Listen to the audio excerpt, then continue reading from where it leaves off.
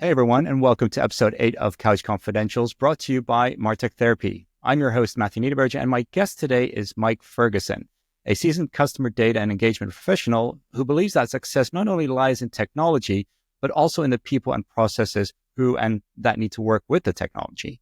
Mike is the Vice President Global Services and General Manager EMEA at Redpoint Global, a company renowned for its data management and customer engagement platform that enables real-time, hyper-personalized experiences.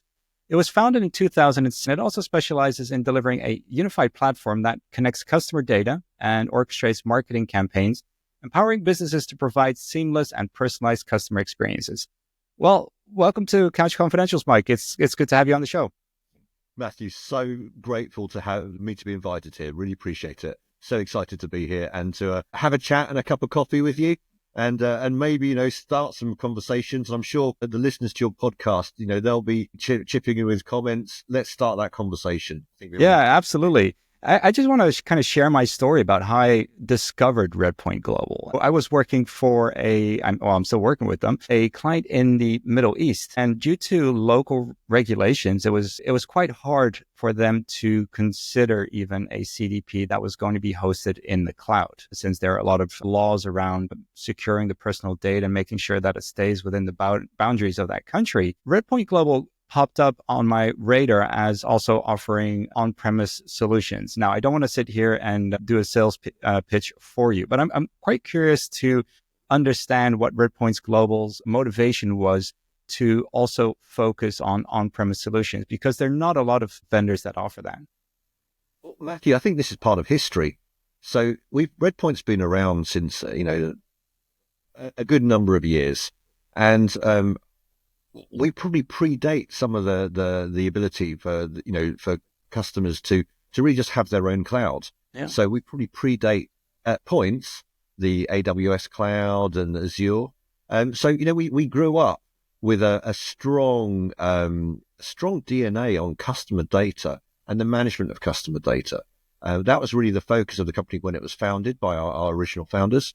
And we've just stayed with that all the way through. Now, clearly, the technology that we use has evolved, but we've always had customers that have just kind of said, "Okay, we need this solution for customer data behind our firewall," and that can be for a number of reasons. But historically, it may have just been because they weren't ready for the cloud.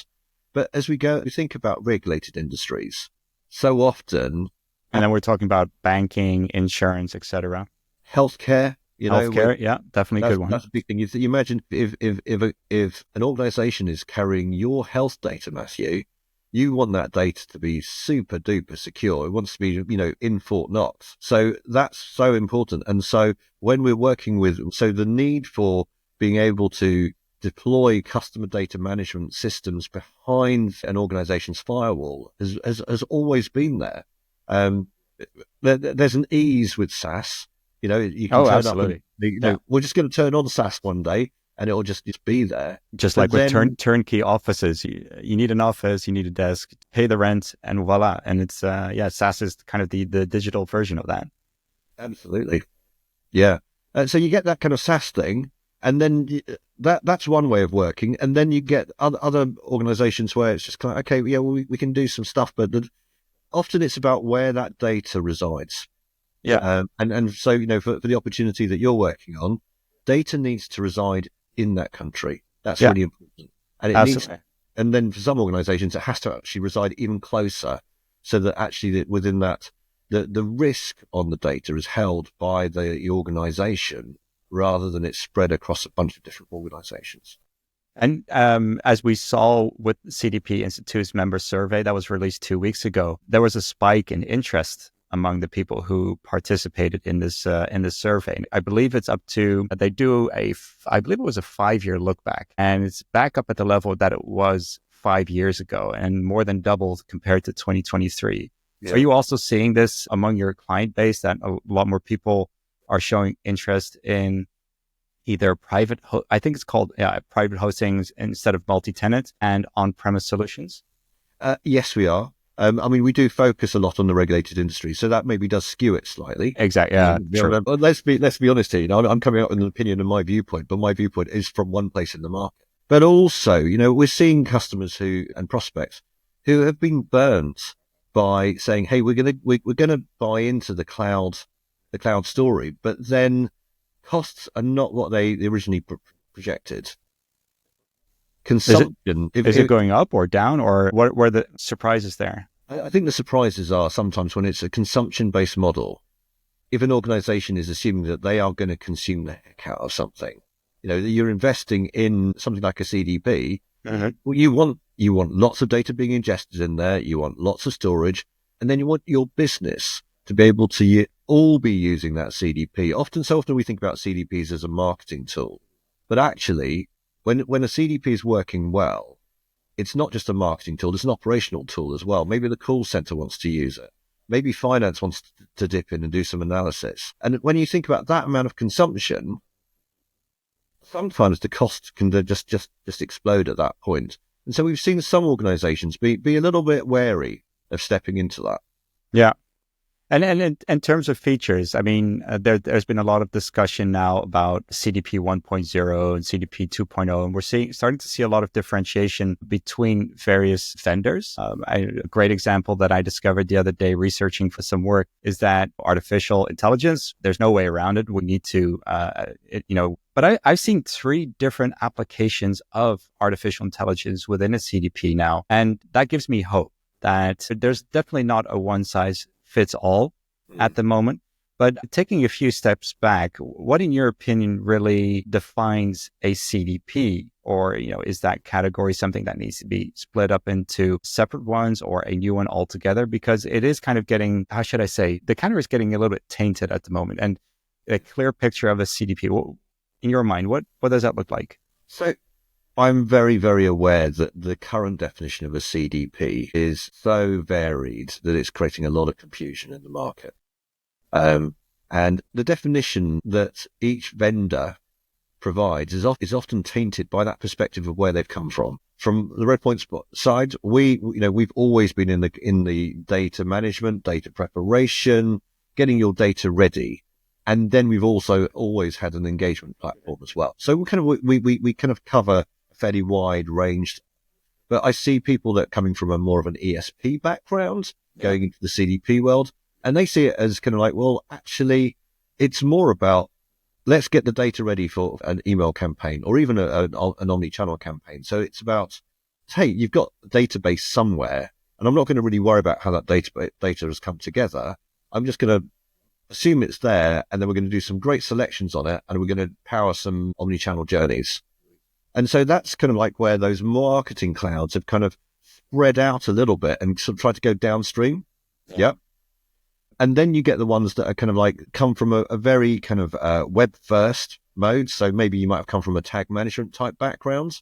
And in there, they're often great around getting data from that web journey and, the online journey. They're fantastic tools for that. But then as soon as they want to kind of make a step over into maybe the in-store world or the in real life world, those kind of data feeds are more of a struggle for them. Yeah.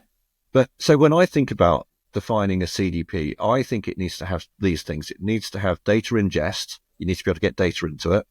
You need to have data quality.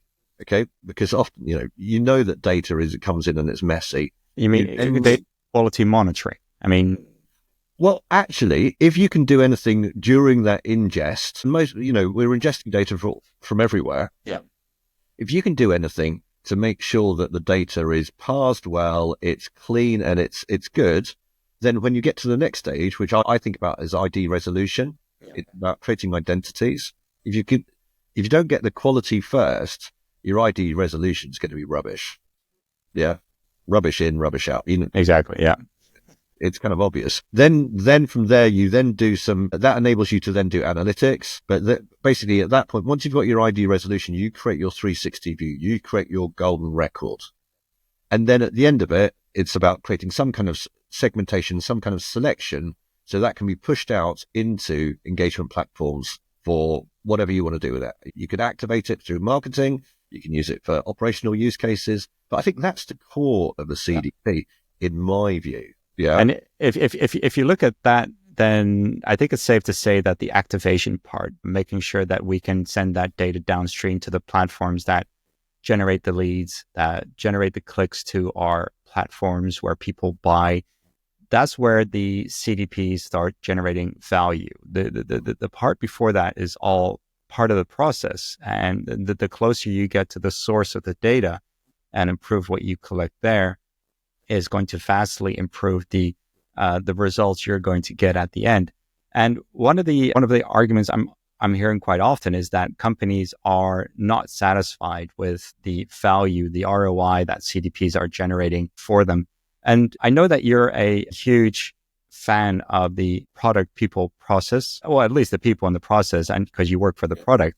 Yeah. And in your opinion, how far have we come in the last 10 years? Because just to kind of paint the picture here a little bit, 10 years ago, I was seeing the same problem with web analytics. We had Google Tag Manager come into place. People were slowly becoming a little bit more mature working with digital data to be able to identify that the data that they're working with was not sufficient. It was not, quality was so low that they started to doubt the insights they were generating. And I think we're seeing that same wave of doubt hit the CDP user community.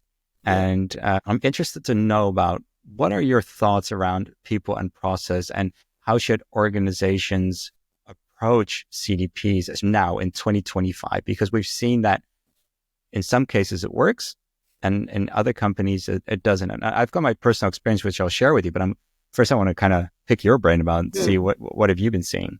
So what I see is that sometimes organizations think that CDPs are going to be just a magic wand, that they're going to just install the same that analytics was. Exactly. Yeah. It's exactly. And you need people to be able to one to continue to ingest more data, because when you do your first implementation, you're probably going to select 60% of the typical feeds that you're going to want in your CDP.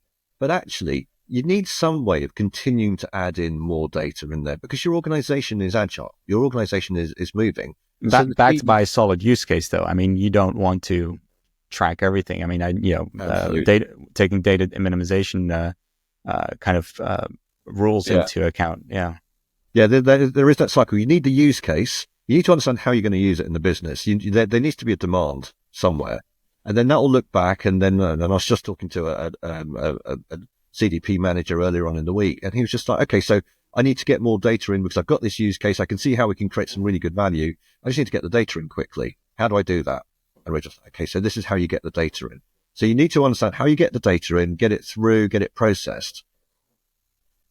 You need somebody that can then activate that data and move it through. And one of the challenges that I see with organizations is that it actually probably crosses organizational boundaries. Yeah. In terms of that implementation. You need a bit of IT tech stuff, that data engineering piece. You probably need some good analytics. And actually, does analytics sit in business or does it sit in IT? That depends on which business you're in. That's always a bit crazy. And then you need a business team that can actually kind of get behind that and actually understand what you're trying to do there. So when we think about, technology, people, process, one, you've got to get the right technology. And I've got loads of opinions about technology, but you also need a process that works. Clearly you need to be able to say, okay, we're going to, if you imagine, start up a new sprint, a new project to say, hey, we're going to create a new use case, and that will be multidisciplinary. It may hit the data team and say, okay, what data is there more data we need to bring in? Or actually, do we talk to the data team and they might say, actually, it's in the CDP already. I've seen that a lot of times. Okay. Then we're going people, process, technology. So just thinking about the process and the multidisciplinary part of it, you need the tech team, you need the analytics team to actually go through there and say, yes, okay, what am I driving out of this? And yes, there's always the magic AI wands that people are talking about that, all of a sudden will just have the right analytics. Actually, you and I know that actually that's not how it works. With analytics, you need to have the question first to sort of say, okay, is there something there? Yeah, to go and ask that, and imagining the right hypothesis is something that I think really is important when we're thinking about working with AI. Because if we're just waiting for AI just to spit magic out at us, that's machine learning then. Yeah, but also, what are you doing in your job? True. How are you going to be challenging your AI to get good stuff out of it? So you've got your you've got your engineering team, you've got your analysis team, and then you've got your activation team. And so often, even across the activation teams in an organization, I see silos there in the organization where, you've got one team dealing with paid media, another team dealing with outbound emails, another team dealing with app communications. Actually, for a lot of organizations, they underestimate the amount of work it is to get a process to run across those teams and to make sure that the people in there have the right skills to do all that. Yeah. Well, yeah. How did this happen? Because it's, I think one of the things I learned when growing up is sometimes you kind of need to look in the mirror. Sometimes you need to take a hard look at yourself and say, hey, maybe that something's, you're not doing something right. You need to look at yourself saying, okay, why is this not happening the way that it should? And in the case of CDPs, why is it not delivering any value? Mm-hmm. And in too many of those cases, I've come across, because I get invited to do assessments for replacements of a CDP. Yeah. And the first question I have, why is the CDP failing? Mm-hmm. And it's so difficult for organizations and to properly understand that sometimes it's not the technology. I've seen time and time again that technology works, but if, like you said, if you underestimate the effort and the resources and the skills required to put in a solution like a CDP, it's going to fail. And 9 out of 10 times, probably higher, 9.5, 9.8, the CDP is going to be booted. It's that self-reflectionary moment towards the organization saying, hey, maybe it's us that needs to change, is what I find lacking. And I'm hoping we're going to see change in that moving from 2025 onwards. I think sometimes it takes a moment of self-reflection, both as a CDP vendor and also as a CDP customer, to say, okay, how do we get this done? Yeah. And, I've been in this field a while now. And so I've seen it when it's worked and it's done, produced immense value for an organization.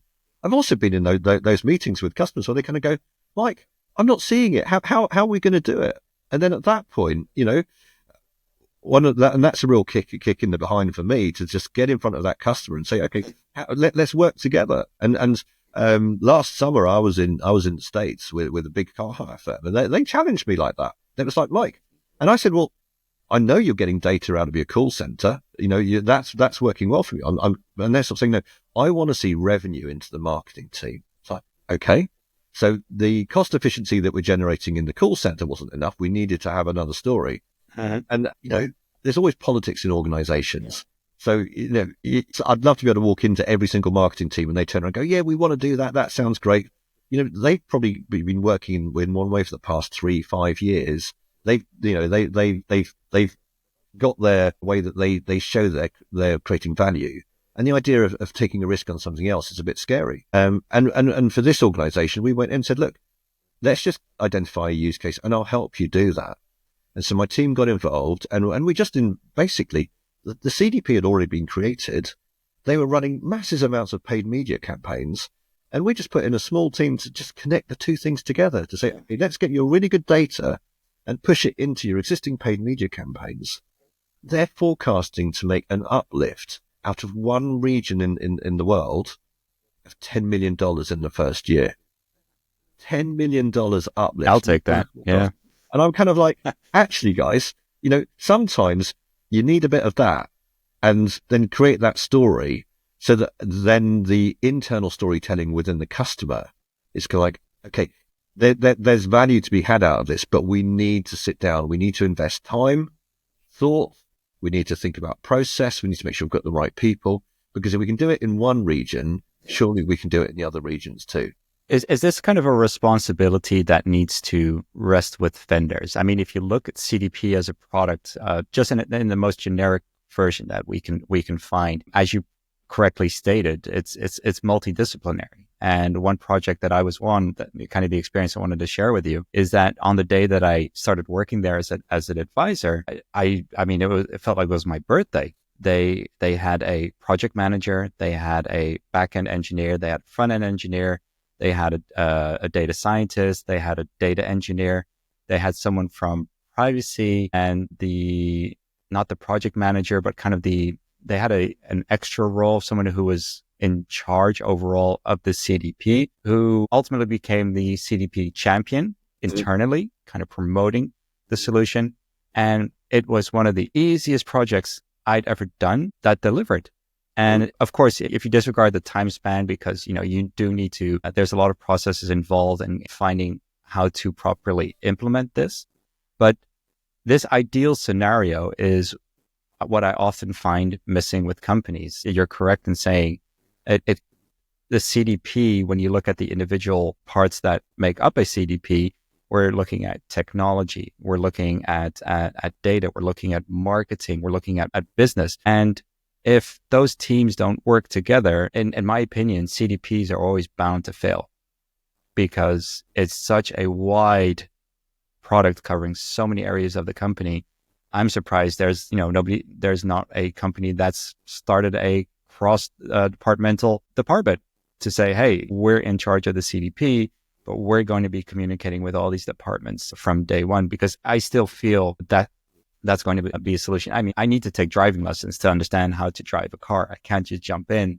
I'll probably crash. Well, hopefully I can find a way to start the engine, but if I was, I'd probably crash the damn car. And I think that's what we're seeing with CDPs still to this day. Yeah. So I totally agree that there's some responsibility from the CDP vendors. Yeah. I also think that working with consultants like you, Matthew, actually, that's a really good combination, because it's difficult. I mean, at Redpoint, we really get some verticals really, really well, so that's great, but we can't cover them all, and so it's really important for partnerships to be there where you've got people that understand CDP and the vertical really, really well, and those use cases, and the technology vendors alongside them working closely together. And actually, those partnerships can often, when we hear back from our customers and our partners about, okay, actually, if the technology was altered slightly, it would work better. Yeah. We love those kind of things, because that enables us to continue to improve our software. So I think those kind of things are important. But it's also, as we're going through that selling process, actually, how do you go through and sort of say to a customer, I don't think you're ready for a CDP yet? That's a really challenging thing to do. I had it last week. I kid you not. There was a company, they're already using a CDP, but just for the data ingestion and distribution. They're not doing profiles or any audience building and activation, but they're just doing the pass through. And you're right. It's difficult because you see the opportunities there, but they're just not there yet. Sorry, I interrupt you, but yeah, it does still happen. Yeah, well, I think we see that sometimes, but at the end of the day, what we want to do is help organizations make more money. That's, as a vendor, that needs to be part of the mindset. It's not just about selling software, because, you sell software, that's great, but actually what you want to do is sell a long-term relationship. And a long-term relationship is where, we as Redpoint add value to the customer, and they understand that, and they kind of go, okay, this is good stuff. I'm giving Redpoint some money, but actually we make X times more than that every year. So it's a good investment. And that's a good relationship with a customer, isn't it? So yeah, definitely. And is it two-way with your customers? I mean, do you get a lot of feedback from customers that you are putting into product development, for instance? Oh, absolutely. We've got a really, really strong enhancement queue. And when I first joined, even before I like that word, enhancement queue. Yeah, you're right. Yeah, instead of roadmap. I worked with a well-known marketing cloud before I joined Redpoint. A few jobs before, and you get customer enhancements, and that they would never ever show in the product, and even if the idea was great, it was just a big monolith and it wouldn't happen. Now at Redpoint, before I joined, I spoke to a contact who had actually worked with Redpoint and a partner. I said to her, how do you find Redpoint? And she said, well, one of the great things is you can actually put an enhancement in, and actually it will turn up in the product at some point, if it makes sense. And that was 8-9 years ago. And we continue to do that, and we're continuing to invest in that. Because if you just sit there and you let your product stay still, then it's old fashioned. It's all done, And that's where, I look back at the old product that I used to work on with the marketing cloud, and it was out the CDP space. The interface is exactly the same as what it was when I left it. And I'm thinking, well, where's the enhancement there? Whereas at Redpoint, we've got a really active queue So just keep going through. Now, we've also got our own roadmap in the direction we want to go, but we're also listening to customers all the time, and we actively encourage it. And out of curiosity, and not to put you on the spot, because I know this is, you might have not dived into this topic internally for a long time, but what are some of the enhancements that customers have been requesting? Because I always find it interesting to hear the perspective of the vendors on, what their vision is of their product. But what's important to acknowledge is that your end users are the ones who are really using it every day. And do you have some fun enhancements that you've come across lately? Some of the enhancements that we've done over and my product manager will kill me now because I'll forget all the big ones. But I mean, we've done a load of stuff over the last few years around metadata, so that actually as the data flows through and then gets segmented and then gets pushed out for use, good metadata can be assigned during that selection process. And if you get the metadata right there, then the whole of that kind of cycle where you push it out, you activate it, you get some results and it comes back, that whole value attribution piece is much easier to establish. So that was a piece that, actually didn't take a lot of work, but from hearing back from the customers, like, okay, I'm struggling to make sure that I see the full cycle. How do I make this better for me as a business? Yeah. Understanding what the value is. That's, and for us, it's just like, okay, we can do that. That makes a lot of sense.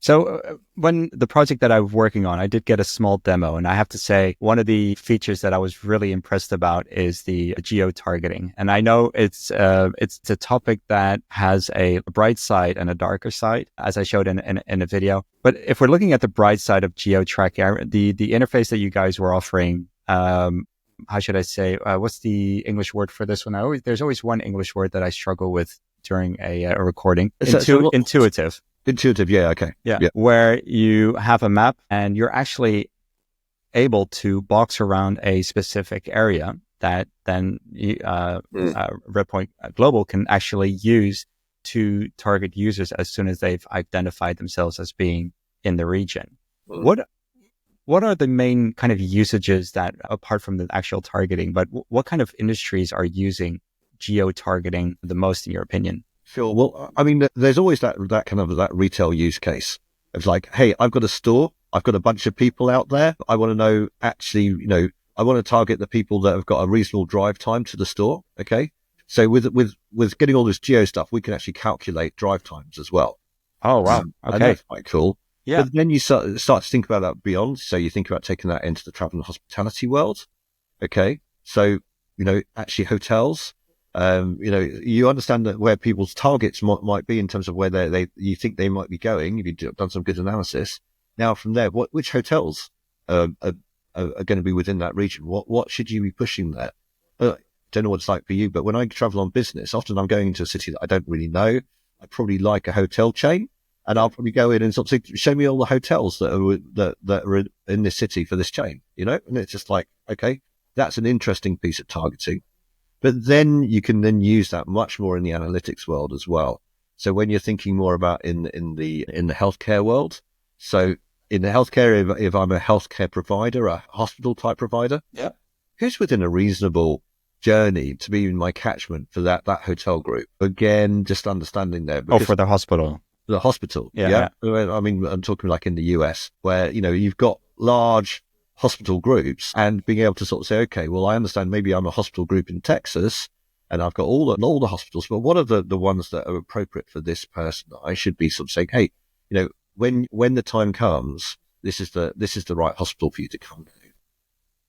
Okay. And how does that work with privacy within Redpoint? I think that's one of the topics we didn't discuss with the demo that I had several months ago, but I know it's at the core of the product. How does it, how does Redpoint view, especially around geo-targeting and even consent banners? Because again, it's a hot topic now with the laws being enforced in France. Absolutely. So the way that we see it is it's really important that the preference data and the permission data is available. And it's about using the data in the right way. And I know, looking at GDPR, for so often, organizations have just thought of it as can I market to them or not? Yeah, very true. I like that. Yeah, no, very true. And that's kind of, but for some, that's that's all they do. But now in this world where we're doing a lot more in the world of analytics, you've got AI happening. You need to know that whether data should be used for modeling. That's a really important piece, because that is another permission that people can choose to not give that permission. Yeah. So, I mean, I've got to say, there are times where, you get the big page up, which when you go to a website, it says, okay, do you accept cookies? And I always go, well, I'm going to adjust some. And what I generally do is, rather than just kind of do either yes to everything or no to everything, I'll go through and say no to everything apart from one, just to see what it does. Because actually, our organization's ready to be able to say, okay, this guy, he says that I can't do anything with this data apart from geo-modeling. That's the granularity in that. I don't think most organizations are ready. No, and that comes back to your quote saying that I think the maturity around privacy and consent is that companies use it to determine if they can market or not. I think that quote from you is spot on. And I have been talking to a lot of privacy advocates these last couple of weeks. Brian Clifton being one of them. He's got a great tool called verifieddata.com where you just put in a URL. These checkers are free.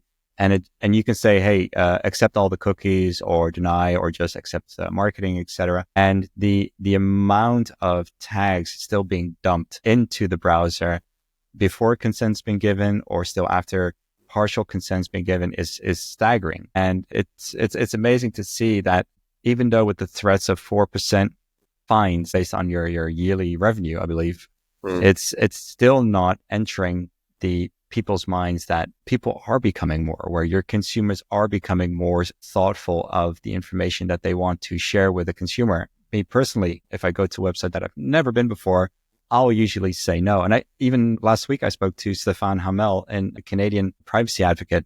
He was at a conference in, I believe it was the UK, over 1,000 marketeers there. And he asked the question, how many of you use ad blockers? 70%. I mean, they all want to bake the cake, but they don't want to take a bite out of it. So it's weird to see this change happening, that on the one end, we have people pushing for marketing campaigns using third-party platforms, using the Instagrams, the Metas, etc., but being very protective of their own data. It's some new technology incoming. I've been hearing this brand I believe it's called Wunderkind, about further enriching profiles with email addresses. How long does this third-party world still have? How are marketers, how should they be thinking about privacy and the looming changes due to regulations? It's a tough question. Sorry. That's a really tough question. And I've worked with the guys at Wunderkind, and they're great guys. So yeah, it's, but what I do see is that even Google say they're going to deprecate the third-party cookie, and then it gets an extension and an extension. Yeah. And then it just keeps going. It's like Elon Musk saying that full self-drive will be launched next year. It will be out of beta next year. Yeah. But I do think that there's, there is a feeling within society that actually signing up to just give my data to not just the brand that I'm dealing with, but a whole bunch of third parties doesn't feel great. Yeah, that doesn't feel good. I think it's important for brands to think about the value that they're giving their customer. And if they can establish trust for just the data transfer and the value transfer between the brand and the individual, I think that's what should be concentrated on. And the fact that organizations need to kind of use other services, well, find a better way of doing it, At Redpoint, we help organizations by basically building within their world, because we're kind of behind their firewall. Yep. So we make the kind of some of the Redpoint stuff, which enables us to capture first party data, be a first party cookie. That's the kind of the way that we work. And then that way it's clear that data is to be used by that brand and that brand only, not taken out and put into some kind of into the meta worlds to just be monetized for someone else. Yeah. Interesting. Yeah, I saw another video this morning because the whole TikTok ban is looming in the US. And there's this funny comedian in America called Jordan Klepper. And he did a piece on the whole shift of Gen Zs, if I say it now, or Gen Xs. Well, a lot of I feel old now. People are younger than myself, making a switch from TikTok in the US to a app called Red Note. Yeah. That blew my mind because they kind of broke down what you have to agree to be able to use the app. And I believe one of the part is that you have to announce your allegiance to the Chinese Communist Party. You will promote socialist behavior and values. And this is all in the terms and conditions. And I was amazed at the amount of people just accepting that blindly without fully understanding the impact of what they're doing. And at the one end, I think, so kind of coming back to Europe and GDPR and America, which has various state level privacy regulations, are we also going to be seeing kind of a cultural shift? And I know we're moving away from the CDP topic now, but are we, in your opinion, kind of also going to be seeing a cultural shift in how people think about data, or is it going to be kind of a line down the middle with people being protective, on the one hand, being protective of their data, and on the other hand, not really caring because they just want to be part of a social movement? Well, I do think it's we are complex human beings, aren't we? And we want everything, but we want to protect things, and it's really, really quite challenging. I'm a Spotify user. I use Netflix, all of that kind of stuff. I'm pretty sure Amazon knows more about me than I know about myself at times. If you imagine Amazon's got my, I hope I'm not giving too much away here. I've got a Kindle, so it knows how fast I read. It knows how quickly I turn over. It knows what kind of things I read. It knows what I stop and maybe read a couple of times. What you highlight, probably even. Absolutely. Yeah. And that's just from one channel, but it's also, I probably use Amazon for storing photos, storing some documents. Yeah. I clearly probably buy some stuff on Amazon as well. That all that kind of stuff is there. And do I sit there and kind of think, oh, well, I'm not sure about the amount of data that I'm giving away here. I'm just kind of like, oh, okay, that's life, Yeah. But on the flip side of it is, I am probably concerned if I sit back and think about it. I'm probably, I've made sure on my phone on Siri that I need to push the button before Siri's allowed to listen to me. The whole idea, actually it's listening out for me to go, hey Siri. Of course, not the voice activation part. Yeah. That seems really scary to me. So we are complex human beings, and I think the thing that we should be thinking about as we're helping our customers think about that kind of data collection thing is what's the value exchange? Yeah. Because that's what it comes down to. Absolutely. Yeah. Yeah, absolutely. And then I've just finished doing a 3-part webinar on the 3 R's of great customer experience. Yeah. Oh, let's hear them. I need to keep it really, really simple in terms of, I just sort of say, okay, people want to feel recognized. Now, I know that if I go into my favorite restaurant with a bag over my head, they're not going to go, oh, it's Mike back. Have your favorite table. So I need to know that actually sometimes I need to take the bag off my head so that people... unless they're they're following you in their app, and through geo-targeting, they know, hey, Mike just showed up. Exactly. I mean, that's even more scary, isn't it? Yeah. So you need to be recognized. And, in our CDP world, one of the things that I'm always talking to prospects and customers about is, how are you recognizing your customer? Are you recognizing them as an individual, as a device, as a household, as an organization? All of those kind of things are really important in recognition. That's the first part of a great customer experience. Then we also talk about relevance.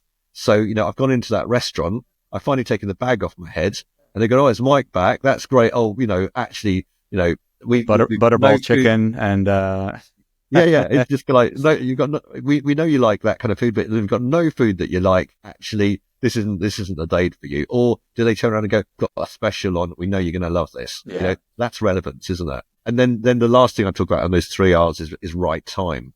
So it's kind of like, okay, so as soon as I take that bag off, can they recognize me in that moment? Or is it only after I've left the restaurant that they kind of go, oh, I think that was Mike Ferguson. He's a regular here. Yeah. And actually, that's what makes a great customer experience, and what we need to be doing in terms of, thinking about enabling our customers to do a better job. I think it's about those 3 things: helping them recognize people, come up with something relevant for them, help them deliver it at the right time. Yeah, Is no, that right? absolutely. And the right time, I was reading a book, the Customer 360 book by Andrea Lin and Martin Kinn from over at Salesforce, and they spoke about this as well. You know, the whole discussion about real time or near real time, or especially with the data warehouse approaches that we're seeing evolve today. There's always this continuous discussion: is that, can data warehouse do real time? But I think that real time discussion is too generic, because you really need to look at the individual instances that you do need real time for. And I don't want to say they're few and far between. There are definitely cases where you need it.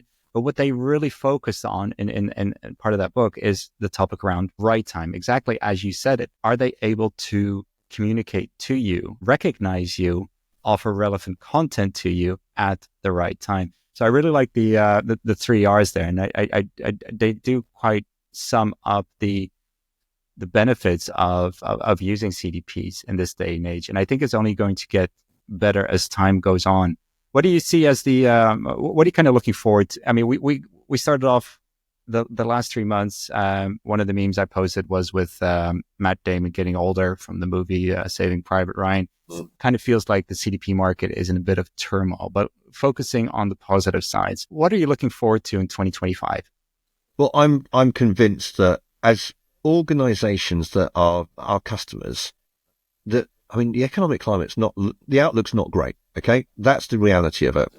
So organizations have invested in technology. And what I can see in this year is that they're going to be asked to deliver value from those investments. And that's going to be an exciting time. The story I told earlier about connecting a customer CDP to their paid media team and delivering Yeah, them the $10 10 million million uplift. worth Yeah. of benefit. I love those moments, because we go in and we sell it, and then customers, they work at it and they're trying really hard. But then sometimes just getting involved and just helping them make that final connection. That's the thing that gives me a lot of personal pleasure. Yeah, because what is the role that, as the reports from CDP Institute shown, the number of implementations are going down. Is this going to be a year where we're going to iron out all the kinks with our customers from a vendor's perspective? Should vendors be investing time in making sure that the end users, the customers, stop doubting the technology and helping them get to grips? And like you said, the example that you had, generating more value out of it? I think that's right. And I think, if I was sitting as as somebody who's invested in the CDP and I'm not getting that from my CDP vendor, I should be asking some pretty strong questions. Yeah. Yeah. Yeah. I think that's an important piece. And actually, as I go round and I talk to people at trade shows, and I sort of say, so, you've got a CDP, what's the value you're getting out of it? And they say, well, actually, I'm really struggling with that. So often I hand over my card and say, okay, let's get a conversation going. I'm here, I've clearly experienced in the world. Maybe I can help you point out what you need to be doing to make those connections. And clearly, one of the things that I see from the Redpoint point of view is that there's a lot of people that have invested in CDPs that are, if I think about that process of going from data ingest, data hygiene, identity resolution, analysis, activation, and going forward from there, I think lots of people have invested and gone from this side of the process backwards, but they haven't invested properly in what I'd say the customer data readiness part. And so they've got CDPs that probably that they've made an assumption that there's some magic happening before the data gets to the CDP. It's magic everywhere. That's what they're expecting. Indeed. Yeah. And that's where I can see, as Redpoint, we can help organizations that are in that place, because being a composable CDP, we can pick and choose what we use to help. And it might be that you've got some marketing CDP that's out there that's all set up, it's linked into your campaign teams, all of that kind of stuff, but the data coming in isn't working for you. I'm quite excited with the opportunity that actually we can go in and help people sort out that customer data management piece. Yeah. It'd be interesting to see what kind of methods will evolve in helping customers find or actually identify the value. Because in my opinion, CDPs have always indirectly influenced profit and loss. It's very difficult to actually say, hey, this was caused by this change or this module or this update that we did within the CDP. It is quite difficult. Well, one tip for your listeners, thinking back to that thing that I was talking about with the paid media, joining your CDP data to your paid media. This was an existing paid media campaign. So they had an audience that they were getting, and they were pushing it through into, I think it was Google rather than Meta. I can't remember which one. And they were getting a match rate. And then what we said is, look, just take the data out of the CDP for the same audience, but it's a wider record. It's a fuller record. When we pushed that over into the paid media platform, what match rate do you get? And they saw a significant uplift. So in there, you've got a great A/B test. You've got a campaign that's been running for years. And then all of a sudden, we put in the super powered fuel into it, and they kind of go, oh, this is great. All of a sudden, we're getting a higher match rate. We're getting a wider reach with our targeting, and actually, we're seeing much better results come back. Yeah. That's a really simple thing to do in terms of actually. It often is. Right. It often is. I'd like to end on that. And that high point there. Mike, it's been really interesting talking to you again, because we did connect a little bit before we did this recording, and the second time hasn't disappointed either. It's always great picking your brain, listening from a kind of a vendor's perspective, not necessarily a vendor, I have to admit. It's more from a professional in the field. And it's good it'll be good to see how you develop in 2025, also how Redpoint Global is going to develop as a CDP in 2025. And hopefully we can connect in a few more months and see what's changed since then. Absolutely. We need the second round of coffee, okay? So we'll have that and carry on the conversation. Matthew, it's been a pleasure today. Always a great conversation with you. Same here, Mike. I'll talk to you next time then. Take care.